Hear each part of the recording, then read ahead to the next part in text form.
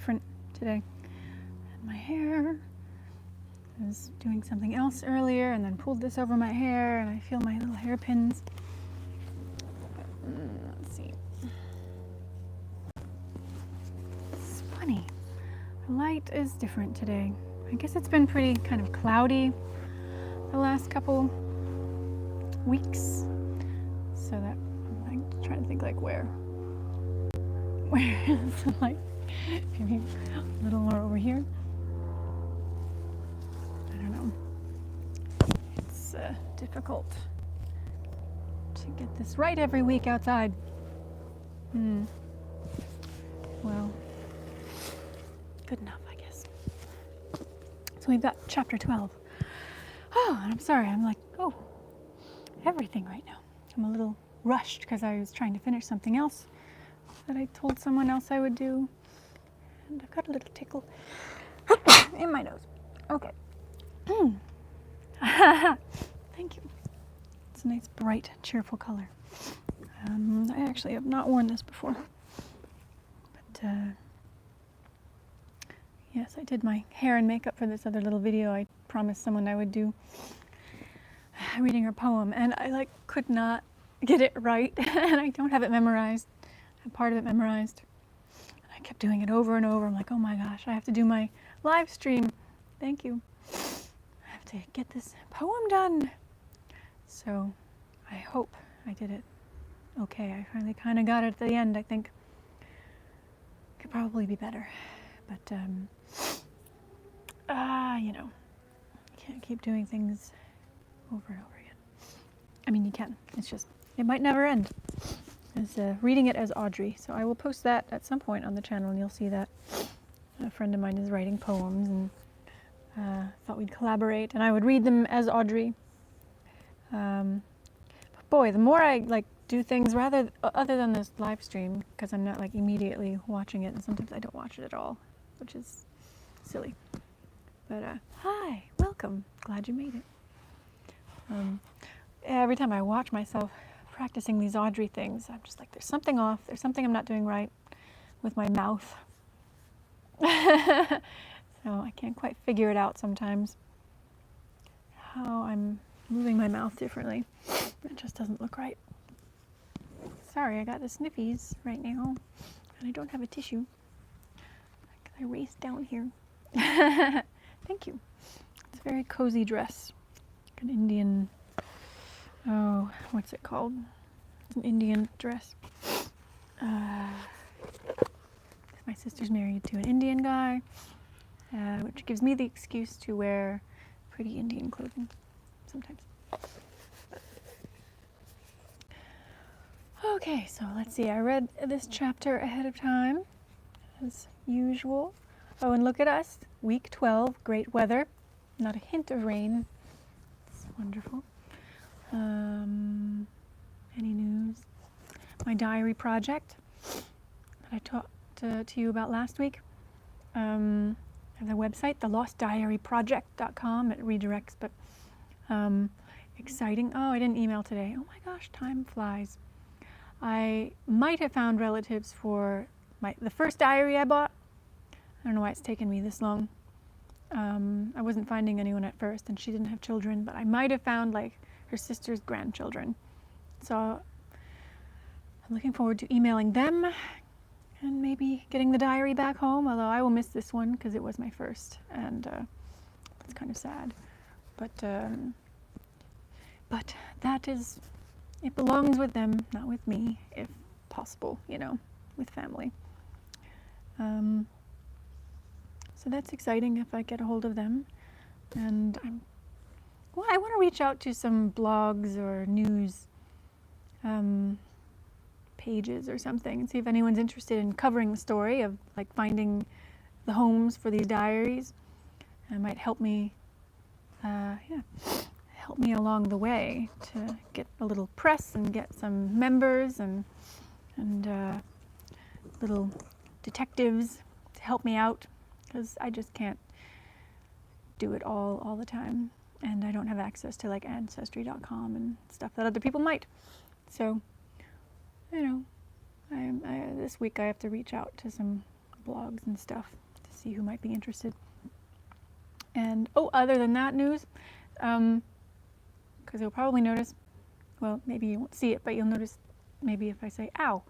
I went to the dentist this week, and she chipped one of my, my veneers. And I don't have an appointment with the cosmetic dental surgeon for like 3 weeks. So I've been wearing a retainer because otherwise I keep like catching my lip and my tongue on my tooth, which is not fun. I'm not wearing it now because I need to speak clearly and smoke cigarettes. So that's the news. At least it doesn't hurt. Well, it's real sharp. But we'll see. I want to get them all replaced soon anyway. I guess at least I get one free one. She's paying for it. But and I cut my hair, which you don't notice, but it's like right there. Maybe next week I'll put it down. Anyway, sorry for the sniffles. I will get started with my reading. Here we go on chapter 12. Get comfy. Okay. I feel like I'm like dropping off the screen if I sit back. I kind of want to sit back. Okay.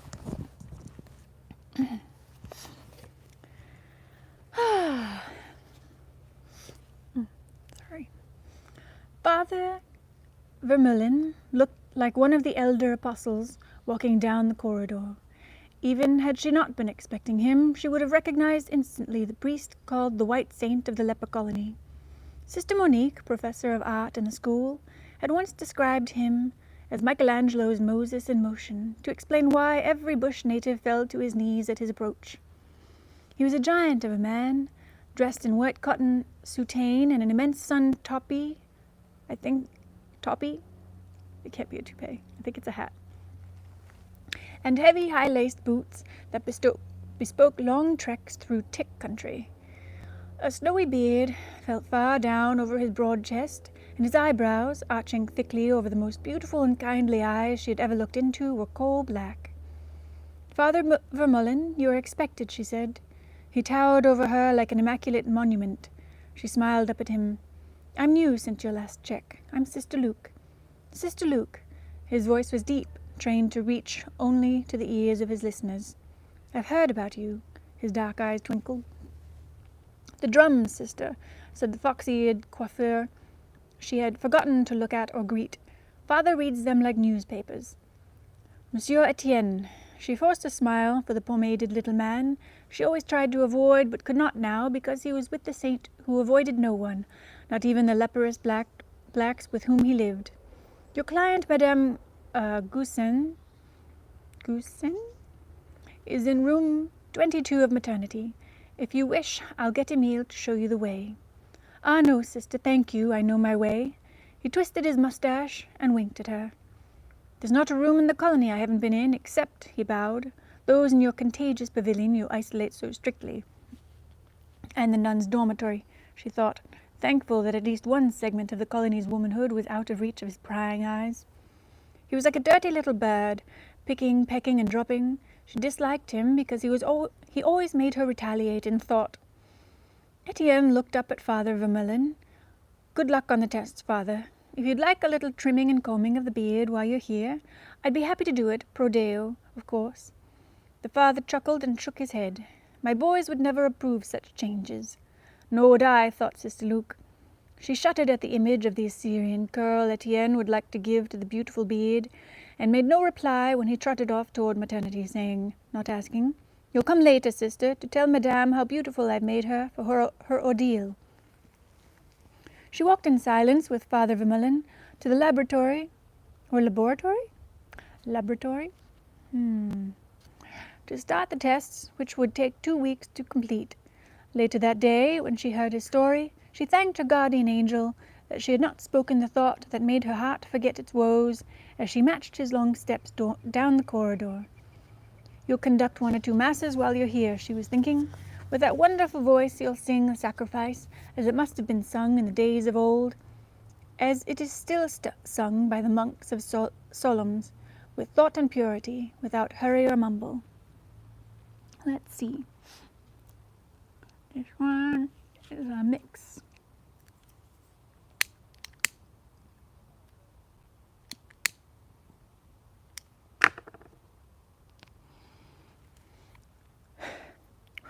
I did watch my Audrey smoking video again this week.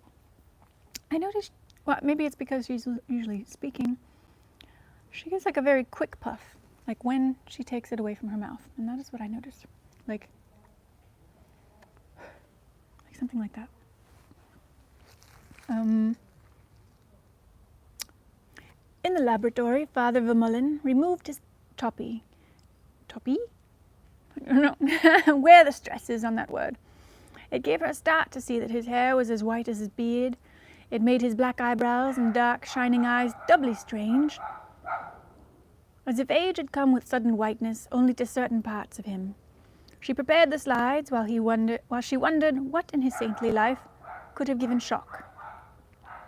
He lived alone in the bush village, far off the beaten track, cared for the bodies as well as for the souls of his miserable black lepers, more than 100 of them, the doctor had told her, most of them in the advanced stage when even their own tribes throw them out to die. Bark, bark, bark. She had never asked why he had chosen so risky a field because, being a nun, it was perfectly obvious to her that he had chosen it for love of God alone, as she would have chosen the place of deepest suffering if God had willed it and if nuns had had choice. I'll take your nasal secretions first, Father. He tilted back his massive head and shut his eyes. She said a little prayer as she made the smears. Etienne found her at the desk that afternoon, studying the case record of Father Vermeulen. You didn't come, sister, he said, aggrieved. I was busy. She smiled because the rule said always smile and act with grace and politeness. I made her beautiful for her ordeal. It will not be an ordeal, Monsieur Etienne. She will have a perfectly normal delivery. Ah, that perhaps. But if she gives birth to another daughter, Etienne leaned over the desk. That is the ordeal I speak of, sister. If it is not a son this time, Monsieur Goussin will cut his throat. Or hers. She couldn't stare him down. He went right on talking. Or even he might be driven to try elsewhere. You know how he prays for a son to inherit that banking business, Madame also. She just was telling me with tears in her eyes. She will accept God's will. If she weeps now, it is simply the strain of the final hours, or possibly because you, monsieur, were too deeply sympathetic. She heard with dismay the sarcasm in her voice. The coiffeur missed it completely. Sympathetic. He bowed as for a compliment and looked at the chart. As I am for that saintly Vermeulen who lives out his life of penance without a murmur.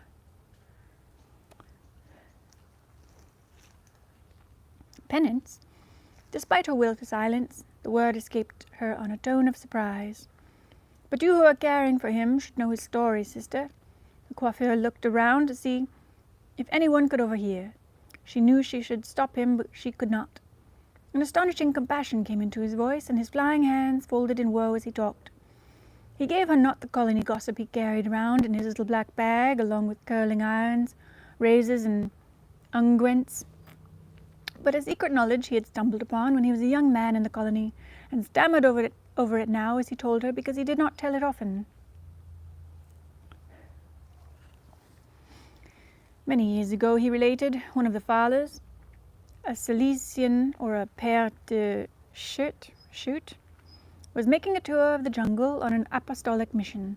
In a certain village he found a white man, then about 40 years old, who was playing with some Bantu children and seemed to be alone with the tribe and quite unexplainable. The white man came toward the priest with love and a sort of apprehension in his eyes and asked him to visit his hut that evening for a talk.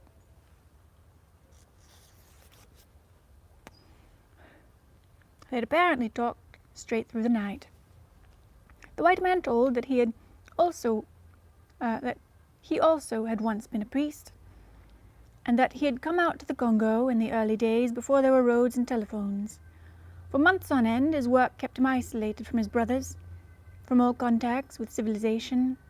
A terrible loneliness started to gnaw. After 2 years, he despaired. He walked off into the brush one day and made no further effort to communicate with his distant mission, which eventually gave him up as lost, captured by cannibals or eaten by a prowling cat, a common enough event at that time. Whether out of pity or loneliness or love, the coiffeur said respectfully he lived with a native woman and had 3 children by her.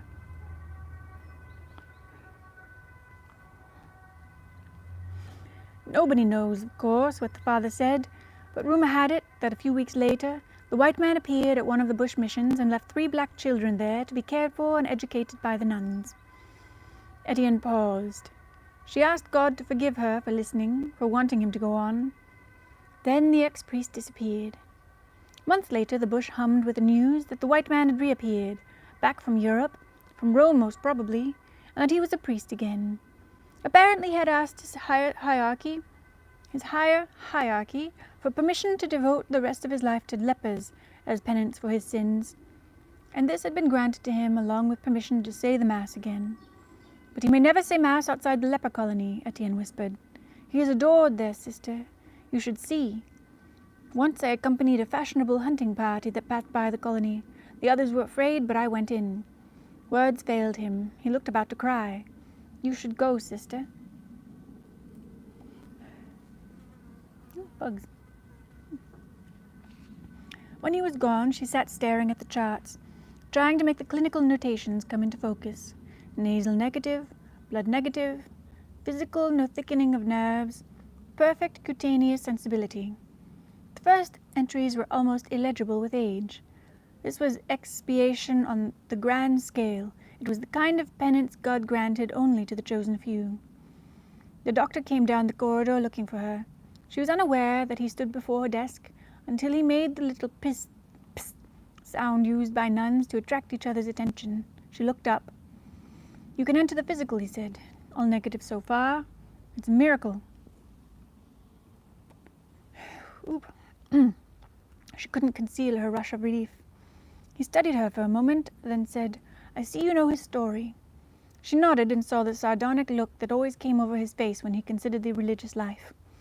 I suppose, sister, that such total and utterly insane sacrifice makes complete sense to you. Yes, it does, doctor, she said quietly. I envy him. God must love him greatly. Twice yearly after that, Father Vermeulen came to submit his body to the small indignities of the leprosy check, at the end of the summer rainy season in March, and at the end of the winter drought in September. He came from beyond Capuchy, part way by pirogue, paddled by his boys, then picked up at a certain place along the river by the car of the Vicar General.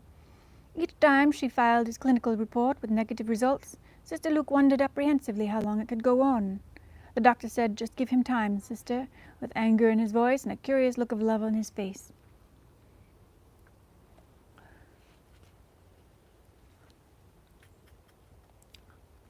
I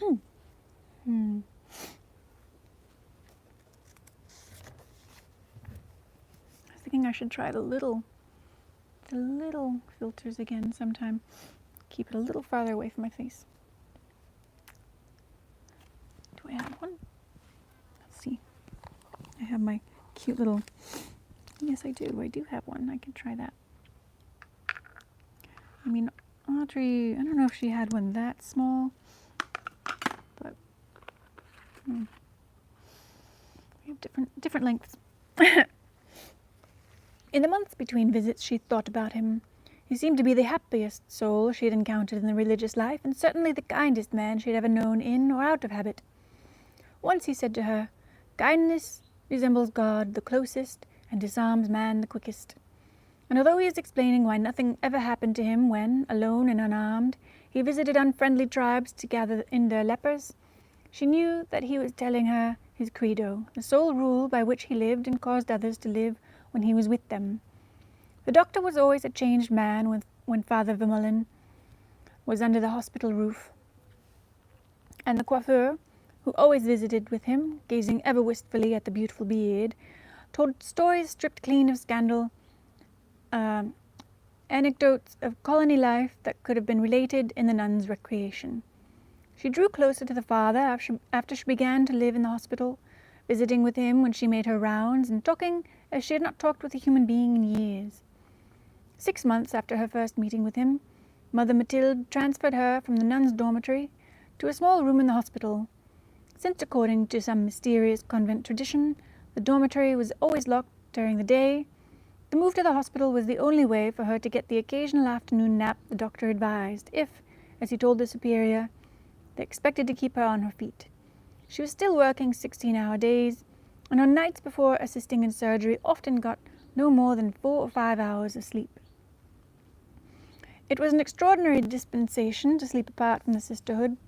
Sister Luke saw no connection between it and a queer breakdown she had had one morning in the refectory, when of a sudden her coffee bowl had slipped from her hands and splashed brown all over her white habit.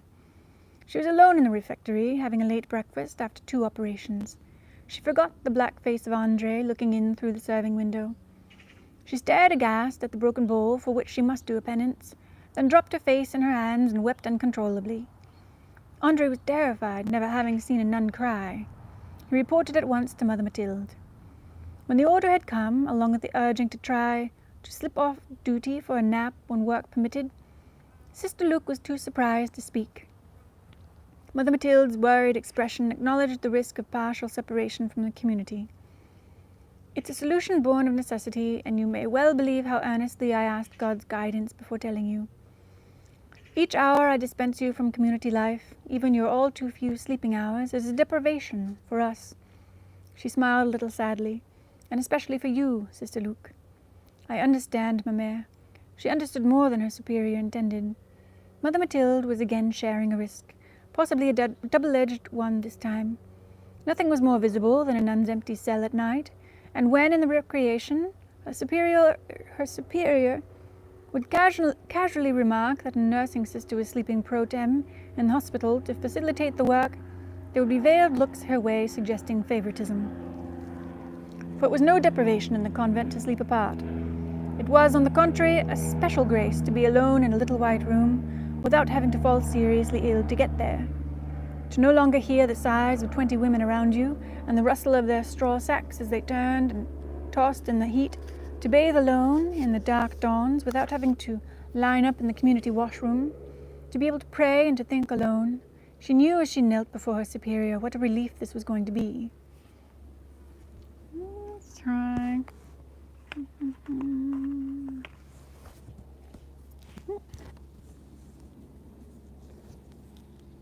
see about this.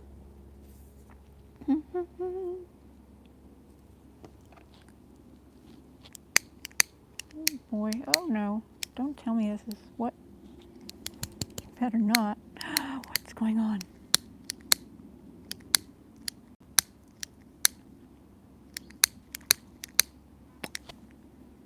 Did it die?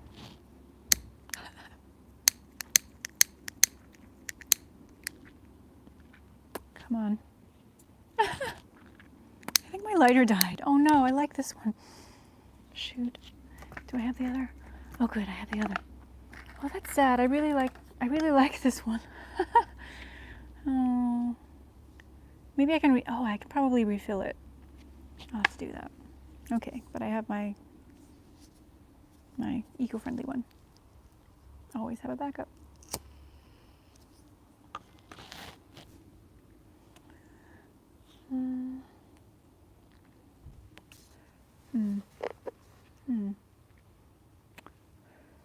I don't know if it's the filter or the cigarette. It's give a lot of smoke. Oh well. Strange. Maybe it's the filter, but we'll try it anyway. I saw some. Gotta try new things. Pray with me, said Mother Mathilde, that before this year ends, our Reverend Mother Emmanuel will be able to send us a nun accredited in tropical medicine. Ah, if I could only have got one before they opened up that new house in Ceylon. Sister Luke had nodded and promised to pray with her superior, but she was not sure that her prayers would come from the heart as long as she had strength to carry on the two jobs that now earned her a room of her own.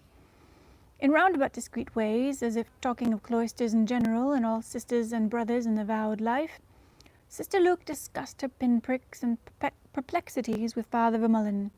His comment, simple and consoling, was always the same. We are his children, vowed or otherwise, he would say. He lets happen to us what must happen for our own good.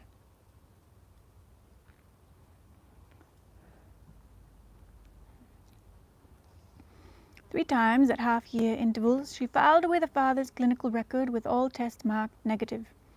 Though nuns were not permitted to keep diaries, the clinical record was a diary of sorts.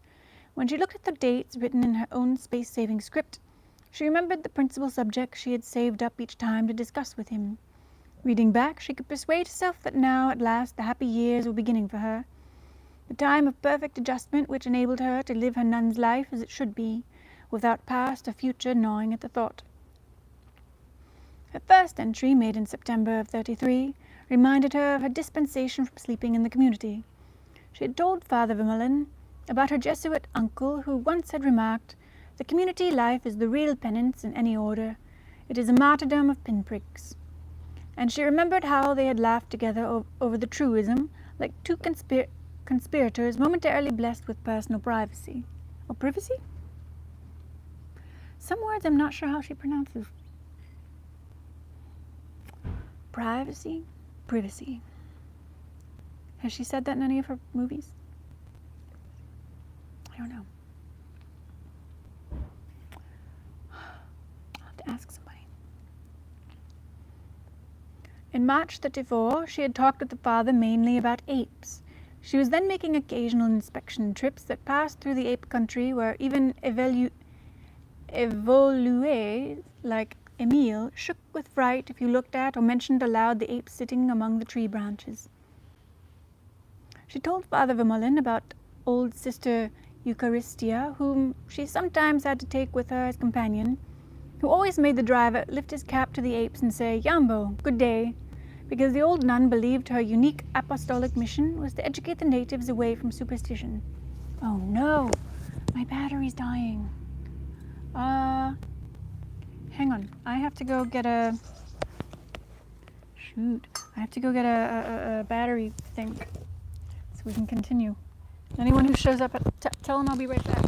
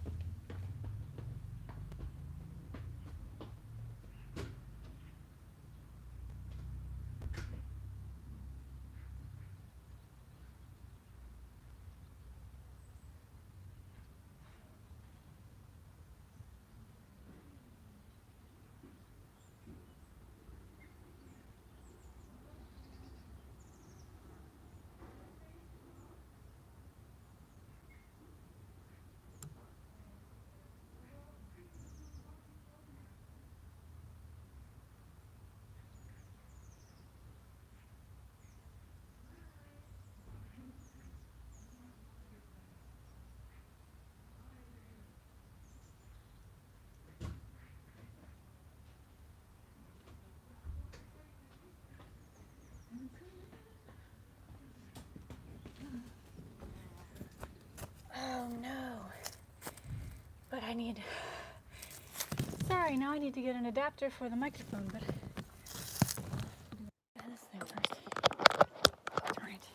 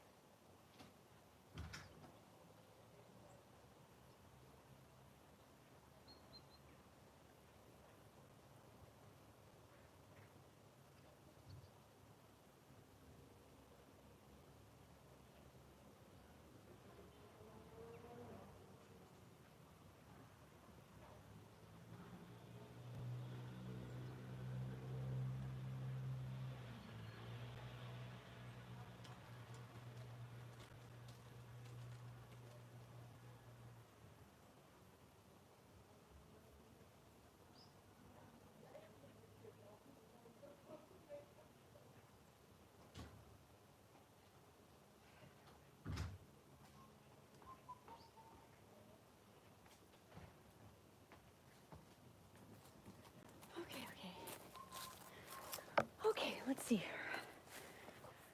Oh, man. That's annoying. Hope this works.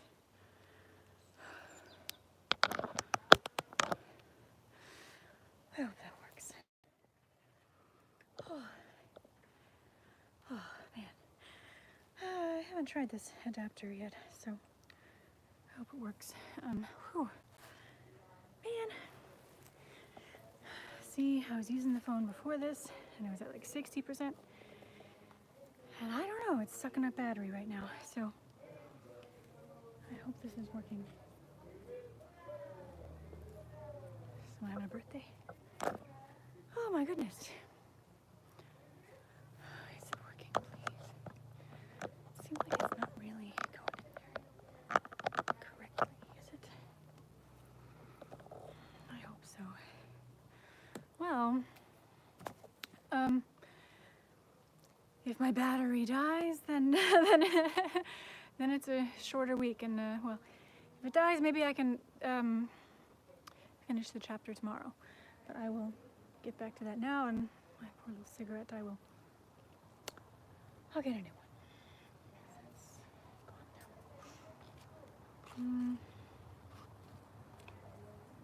now. Boy, these phone batteries, you know. Okay, so who's still here? Let's see, 13 people still hanging out. Okay, how many pages do we have left of this?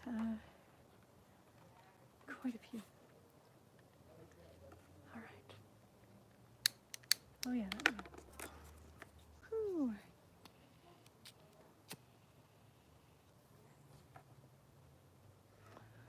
Whew, okay, we're back. Sorry about that. Gotta remember to bring a battery out here then. Well, we went 12 weeks before that happened, so it's not too bad. Okay. On we go. And the black boys always fell ill after greeting the apes. Peculiar maladies with fevers and coughs, and sometimes pus in the sputum. But of course, Father Vermeulen had said then. On his last trip in September of '34, she had talked about his lepers, calling many of them by name. She had made a survey trip to the colony with 3 nuns from other congregations, and Father Vermeulen had introduced her with unconcealed pride to the sons he had trained to assist him. Since then, whenever she looked down a microscope tube at the rod-shaped mycobacterium, or mycobacterium, not really sure, she saw first the strong brown hands of Father Vermeulen, bathing and bandaging his mutilated blacks and spoon-feeding the faces of the fingerless ones. Let me know if you can hear me okay, if this is working. Yeah, it's not giving much smoke. I know you like the smoke, so I don't know about this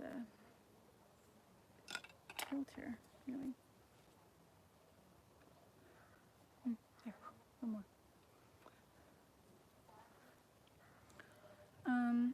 These burn so fast, though. Hi. And now in March 35, the father was due again. She watched the rains and prayed for his safety while on the river. He arrived with the last downpours of the summer rains, which had swept up from Cape Town in great black curtains that pulled away from the tip of the continent toward the equator and left winter and dryness where they had passed, brought summer and blossoms to the places passed over, and finally, out of sight from her eyes, but not from her longing imagination, folded up in the evergreen twilight of the rain-belt forest, where Emile had told her all seasons became one.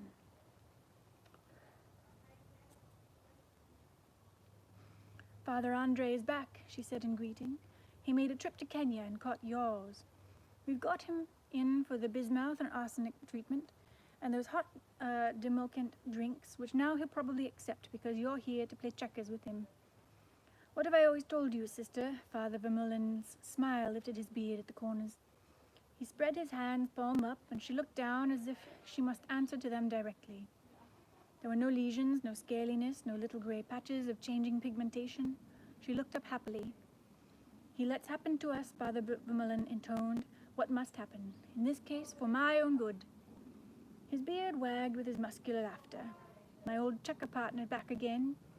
May God forgive me for my gratitude. With a nauseous black acacia drink ready in her hand, she was watching them play that afternoon. They played checkers like the Arabs in the marketplace, crouched and cowled, seething with rivalry that made the air crackle between them, as outside it crackled between each lightning flash until the thunder came. Father Audrey jumped 3 and landed in Father Vermeulen's king row. Emile appeared with bulging eyes on a burst of thunder. Mameluke, an ambulance call, 3 men drowning in a flash flood. With the same hand that had moved him into the king's row, Father Audrey swept the checkers off the board onto his bed. You'll probably want a priest, sister. Emile, call my convent. Ask for Father Jose. We did. He's not there. Then you go. Father Audrey looked up at his checker partner, who was already on his feet. I'll send a lay brother after you with the viaticum, just in case. Down, press, release, up. She rehearsed the tempo of artificial respiration as she swept past the desk. Tell Mother Mathilde, please, she said to Sister Audrey. She misread her sister's warning glance. It seemed to be saying, be careful. Be careful when there were lives to be saved if you got there quickly enough. The metronomic timing of resuscitation clicked above her inner comment. The ambulance rocked her from wall to wall. She decided on the Schaefer method, with the patient prone, face down, herself straddling with knees on either side of his hips, forcible pressure with hands over the back of the lower ribs. Down, press, release, up every 5 seconds. Father Vermeulen sat firm as a mountain. He moved the ribbon markers of his missal to the section of the sacraments.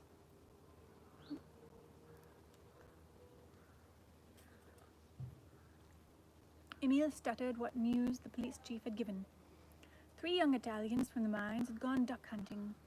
The flash flood coming unseen through the reeds was a wall of water that upturned their raft, swept it away and left them wading to the sandbar midstream in heavy rubber hip boots, which kept sinking because all those sandbars were quicksand. By the time a native boy had got back to town, Emile moved his hands from knobby knees to his belt band, and Father Vermeulen, without looking up, moved his marker back a few pages to where she knew were the prayers for souls in agony who had only a few moments left. The duck hunters looked at first like busts built upon sands.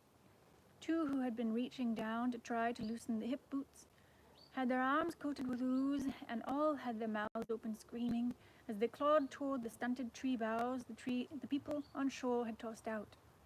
Father Vermeulen started to walk through the mud at the river's edge, and the police chief pulled him back, crying above the storm that they had tested every approach and had found no safe footing.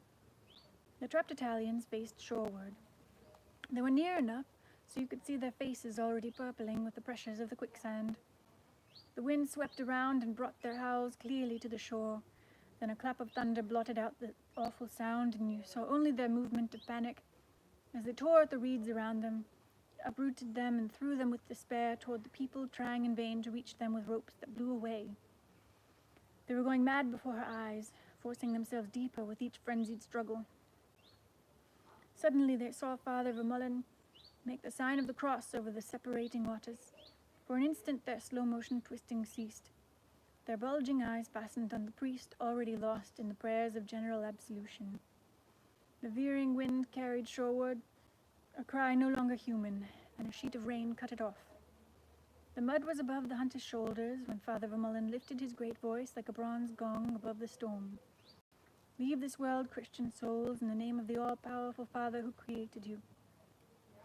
She had seen faces like that once before, sticking out of the hatch holes in the tubs of the insane asylum.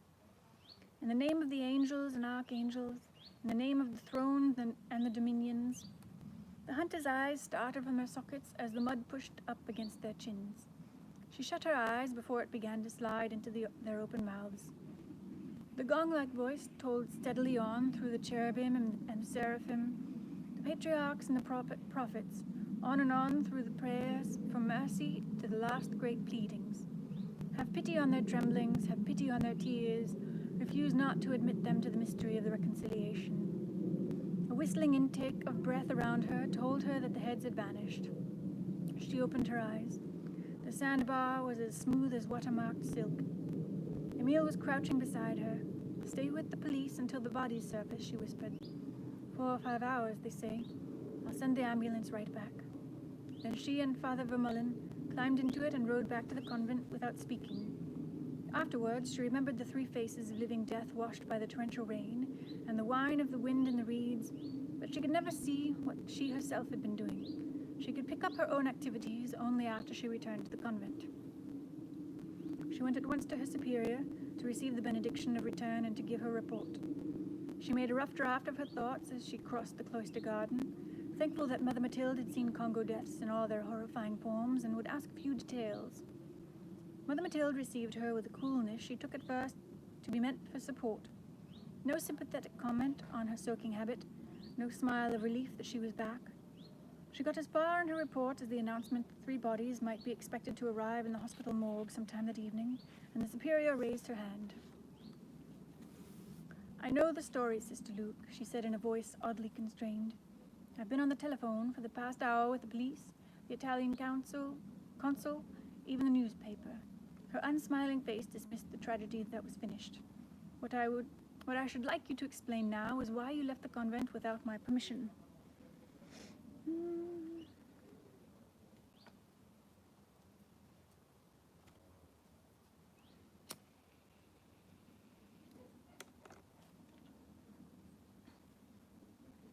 "But ma mère, I delegated Sister Audrey to tell you." The moment she said "I delegated," she knew what she had done. She had presumed permission to leave, had hurried off without waiting for official sanction, which was the same as leaving without permission. You had no alibi for this, and had simply never left the convent without her superior's permission. The city around you could blow up and burn down, bodies could be lying in the streets moaning for help, but you never stepped beyond your convent walls until your superior gave you the benediction of departure and said, "Go." Obedience, oh my God, failing at this late date. "Not only did you leave the convent without permission," said Mother Mathilde, as if she had not heard her exclamation, "but, and this gives me the great pain, you failed also in charity."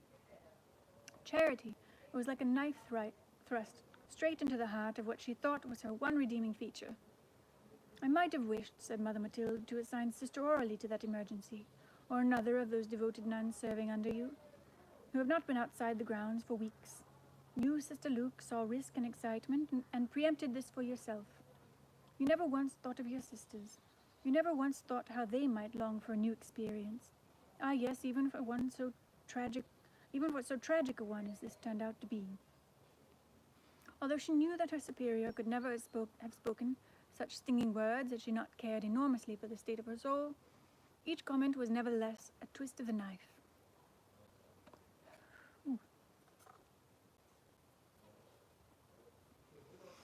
"You never thought how a sister might later enjoy clipping a little item from the newspaper, which has already telephoned me for your name, to send home to Belgium for the family scrapbook. I can understand that in the first moment it seemed natural to you to run off to save a life, but I cannot understand why the saving grace of second thought did not restrain you." The superior paused. Sister Luke would not look up. She knew if she did, she would be letting her tears ask mercy for her. "Charity in action," said Mother Mathilde less coldly, "is easy to give. It has witnesses. Everyone sees it. Everyone is touched by it. Even in the world, a visible act of charity singularizes the doer, often even brings fame of a sort. But charity in thought, sister, that silent, invisible, unremitting love that always places others first and the self last, that is what you lacked today." When it was over, she went to the chapel to make herself calm so she could return to the hospital looking as if nothing had happened. There were no more tears now, just an overwhelming sense of failure that seemed to drag her down like those merciless quicksands. A tarantula, black and hairy, crouched on the altar steps. She stared at it and thought, "Jump and I won't move." After a while, she was able to talk to God. "Why do you humiliate me again? I thought you had finished. I thought the long time of truce was your sign that I was pleasing you at last. Why didn't you give me the grace of second thought? Why? You alone knew my intentions, and you let me believe they were selfless when I ran off."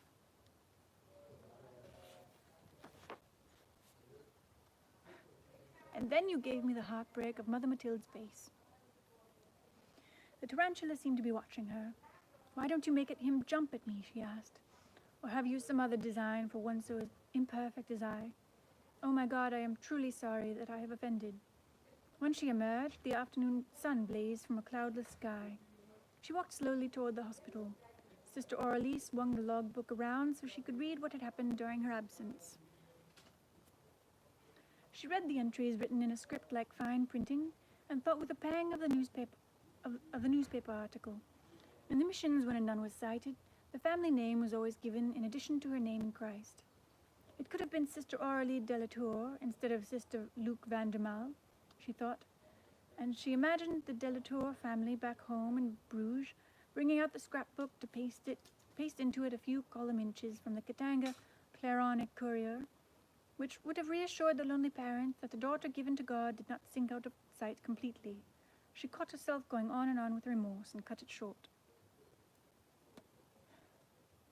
On your way back to maternity, Sister Aurelie, will you tell Ilunga there's a big tarantula in the chapel? It might frighten some of our sisters.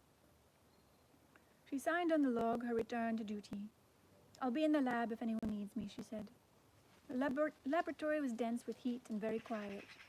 The doctor was gone for the day. She took the slides of Father Vermeulen's nasal smears and set her microscope to the high power. Hello, it's my squirrel friend. Hi. Hello. Her hands worked independently of her mind, which circled back through the day, looking at each step she had taken. She pondered now the lapse in obedience, trying to find the blind spot that had made her ignore that basic rule when day after day, for the past 3 years, she had gone to Mother Mathilde and asked, may I, for every sortie from the convent, including emergency ambulance calls. 3 years here and 5 before that, she thought. May I, ma mère? Her hands laid out the stains and solvents, the notepad and pencil, and snapped on the small light at the base of the microscope draw tube. May I use a 4th handkerchief this week, ma mère? I couldn't make the 3 see me through. May I drink a glass of water between meals, ma mère? May I accept the chilled fruit again today when I go to the native hospital? May I read this medical journal the doctor lent to me? How many times in the name of obedience, and for its sake alone, had she asked the little permissions which she dared not even hint at to the doctor each time she slipped away, because she knew how completely meaningless, possibly slave-like, they would seem in the eyes of the world.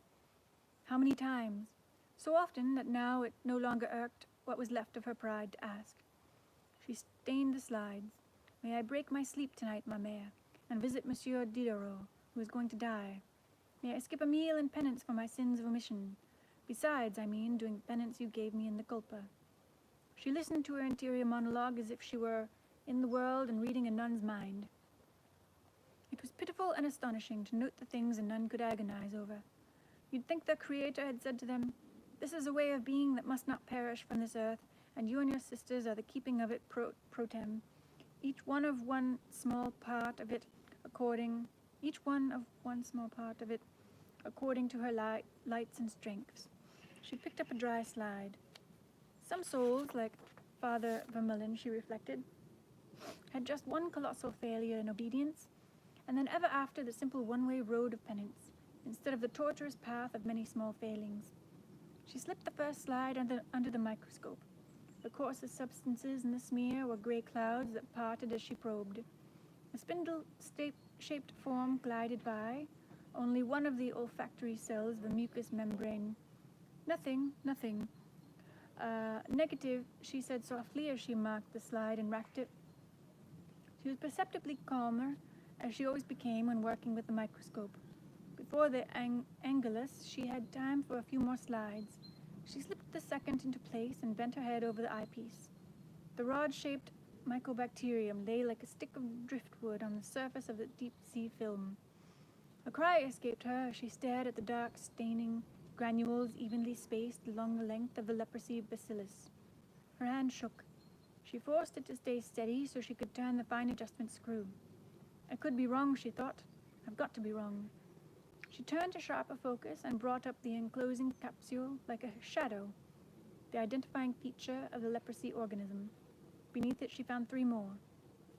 With her hand frozen to the microscope, she brought them in and out of focus, the 3 lying at the bottom and the 1 on the surface of the film. My God, she whispered, where is your divine mercy? Is this your answer to that saintly soul who called out to you today from the riverbank? How can you justify it? Then, very clearly, as if he were standing beside her in the laboratory, she heard Father Vermeulen saying, "He lets happen what must happen for our own good and for his greater glory." And that, she knew, was exactly what he would say again, with perfect faith and trust when she would tell him the results of the test. Tears stung her eyes. The small deadly shapes blurred on the field. Presently she heard the call to serenity of the Angelus bells. And that's the end of chapter 12. We made it through. And the battery didn't die. Yes, I love having an external battery. Yay. So that's that. And let's see, I told you about the diary project. I can put a link to that down below because that's exciting. And if you weren't here in the beginning, I might have found ancestors or descendants, sort of, for another diary. I found the family of one diarist, and they'll be receiving that when I finish reading it. But then I went back to start researching more in depth for the first diary that I had. Like, I learned a lot about the woman who never had children, and at some point I had looked at some family trees online, but wasn't getting very far. But finally yesterday, I followed one branch and found some living people on her sister's side. Yeah, I'm kind of surprised more people don't have all their family trees filled out online.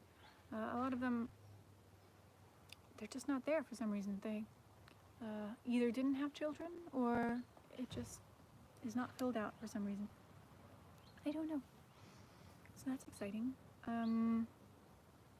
Yes, what else is new? Yes, my haircut, chipped tooth. I'm going to a spa this week. Gonna get a massage and go swimming in their pools. I can't wait because the summer's practically over and I have not gone swimming anywhere. Oh my gosh. Every day is practically the same. I really wanted to enjoy the summer more and go out into nature and swim and explore places, and winter's coming. Ugh. This year, oh my gosh. You know. What else? I'm gonna go pick some blackberries because I forgot to do that earlier today. Gotta get out a ladder to do that, actually. Yeah, not much new. I again do not have a video uploading tonight. I'm working on the Sabrina one. I have to finish writing out what I'm gonna say, and I need to film some things. I just can't do the weekly thing anymore. Too much else that I need to focus on. So yeah, it's gotten exhausting trying to do a weekly video, keep up with that. Well, I'll move it. Hi, I'll hold it here. It also could be the adapter I have. Gosh, I hope not. I hope it sounded okay since I got back with the battery and adapter. I can never tell. I was gonna say, oh yeah, the weekly videos, it's too much for me right now. It ends up being like the only thing I do, and I have other things I need to do, so alas. But I am working on some other videos. They're just gonna be slower again. We'll see how that turns out. September. Yeah. I mean, the only things I look forward to in the fall and winter now are like gathering things like the chestnuts and the acorns, and then wearing my fluffy Outlander wool things that I'm still working on some new ones. I mean, that's great. But boy, I just want to get out and do things, and you know, I don't even know. Is that my cat or a bird? Yeah. Oh, I want to live in a place where it's just mostly summertime. You know, I like nice weather where I can sit outside like this.